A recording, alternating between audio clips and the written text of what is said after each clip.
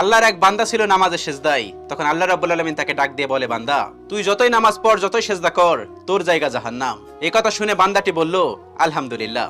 আল্লাহ তখন বলে, এই বান্দা, জাহান্নামের কথা শুনে কেউ আলহামদুলিল্লাহ কয়? বান্দা তখন বলে, আল্লাহ, জাহান্নামের মালিকও তুমি, জান্নাতের মালিকও তুমি।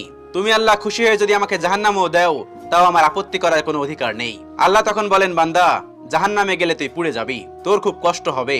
বান্দা তখন বলতেছে, আল্লাহ, কষ্ট শুধু আমার হবে না, তোমারও হবে। আল্লাহ তখন বলতেছে, বান্দা, তুই পুড়বি জাহান্নামের আগুনে, আমার কষ্ট হবে কেন? বান্দা তখন বলে, আল্লাহ, কোনো মায়ের কোল থেকে যদি কোনো বাচ্চা পানিতে পড়ে যায়, তাহলে কোনো মাই দূরে দাঁড়িয়ে থাকতে পারে না, দৌড়ে গিয়ে বাচ্চাকে কোলে নেয়। আমার বিশ্বাস ওই মায়ের চেয়ে কোটি কোটি গুণ দয়া তোমার বেশি। আমাকে জাহান্নাম দিলে তুমিও আল্লাহ শান্তি পাবে না। আল্লাহ তখন বলে, বান্দা, এই দলিল তুই কই পাইলি? বান্দা তখন বলে, আল্লাহ, আমাদের জাতির পিতা ইব্রাহিম আলাইহিস সালাম তোমার প্রেম মুখে নিয়ে যখন নমরুদের আগুনে পড়ে গেল, তার আগেই তুমি বলে দিলে